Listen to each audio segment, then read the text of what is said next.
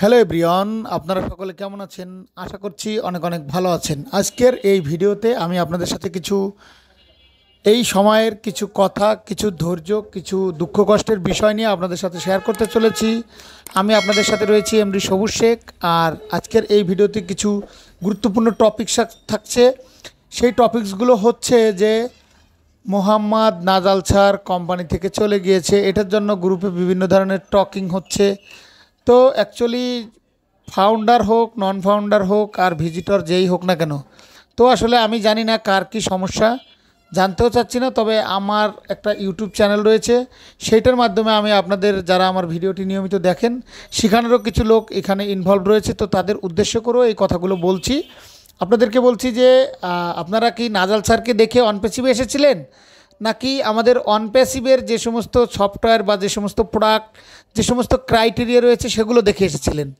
তো এই কি কারণে এসেছিলেন, বা কেন আপনাদের এত ভুল ধারণা এখন হচ্ছে, বা কোম্পানির গ্যাপটা কোথায়? যে কোম্পানির একটা গ্যাপ রয়েছে, কোম্পানি কাজ করছে না, কোম্পানি টাকা নিচ্ছে, টাকা না দিয়ে হোল্ড হয়ে আছে, এরকম কি সমস্যা? সেই যারা গ্রুপে নক দিচ্ছেন তারা আমার কমেন্টস বক্সেও জানাবেন যে আসলে আপনাদের কি সমস্যা।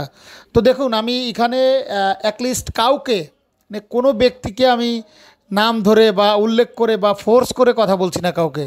মানে যে আমাকে নক দিচ্ছেন ওখানে গ্রুপে বা হোয়াটসঅ্যাপের গ্রুপে, তাদের উদ্দেশ্যে আমি বলছি। তাদেরকে আমি সব ভিডিওর স্ক্রিন রেকর্ডিং বা তাদের স্ক্রিনের যত সমস্ত রেকর্ড বা স্ক্রিনশট, এগুলো আমি ভিডিওতে আসলে প্রয়োগ করতে চাই না, আর এগুলো মেনশন করতে চাই না। তো আমার কথা হচ্ছে যে অনপ্যাসিভকে দেখে যেহেতু আপনারা এসেছেন, তো অনপ্যাসিভ কী করে, হ্যাঁ, সেইটার প্রতি আপনারা নির্ভরশীল থাকার চেষ্টা করবেন।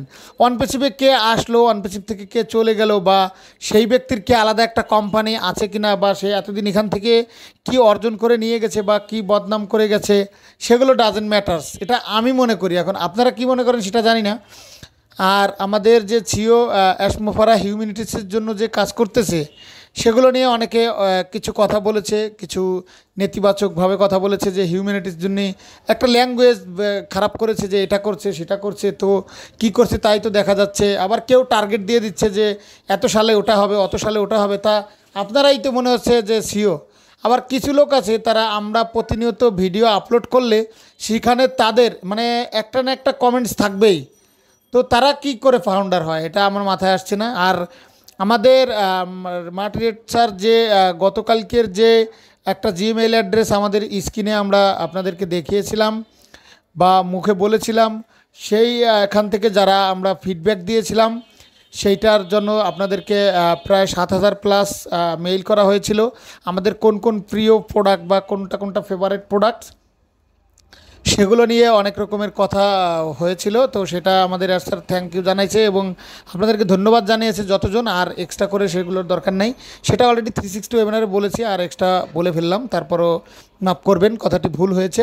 তো আরও একটি বিষয় রয়েছে যে এই সময়ে আসলে আমাদের কিছু লোক আমাকে কমেন্টস করছে যে ভাই আর কতদিন লাগতে পারে, আর কি পরিমাণ সময় লাগতে পারে। মানে আমি যদি তাদের রিপ্লাই দেই যে ভাইয়া আমাদের স্যার তো আমাদেরকে ভালো করে ওরকম জানায়নি, তারপরেও তারা আমাকে আবারও রিপিট চায় যে মানে আনুমানিক করে বলেন। আমি যখন তাদেরকে আইডিয়া করে বলি, তারা আমাকে আবার বলে কি ভাইয়া তাহলে আপনি একটু আইডিয়া করে বলেন যে কতদিন লাগতে পারে। তো দেখুন, আইডিয়া করে বলার কোনো ওয়ে নেই। 100%-এর ভিতরে 1% পর্যন্ত রিয়েল আপডেট আমাদের নলেজ পর্যন্ত এসে পৌঁছায়নি, যেটা স্যার আমাদেরকে দেয়নি। সেটা মানে আপনারা কন্টেন্ট ক্রিয়েটরদেরকেও দেয়নি, আর আমাদের বড় বড় টেক টিম তাদেরকেও দেয়নি। ইভেন কি আমাদের যে বড় বড় যে সমস্ত রেড স্যার, তারপরে মাইকেল স্যার, নিরাজ দালবি স্যার, তারপরে আমাদের কুশমিদা ধিলেন স্যার, নাজমা ম্যাম, এরাই বলতে পারে না। আর আমরা তো সাধারণ একটা মিনি কন্টেন্ট ক্রিয়েটর বলতে পারেন। তো দেখুন, এই সময়কার এই কথাগুলো আমার কাছে মনে হয়েছে যে সচেতনতা বলেন, আর ডাটা মাইগ্রেশনের, ডাটা ট্রান্সফারের বিষয় বলেন, যা কিছুই বলেন না কেন, অনপ্যাসিভ এভরিথিং ইজ বিজি, ঠিক আছে? অনপ্যাসিভ অলওয়েজ খুবই বিজি, কাজকর্ম নিয়ে ব্যস্ত আছে, ভিতরগতভাবে কি হচ্ছে না হচ্ছে সব কিছু আমরা জানি না।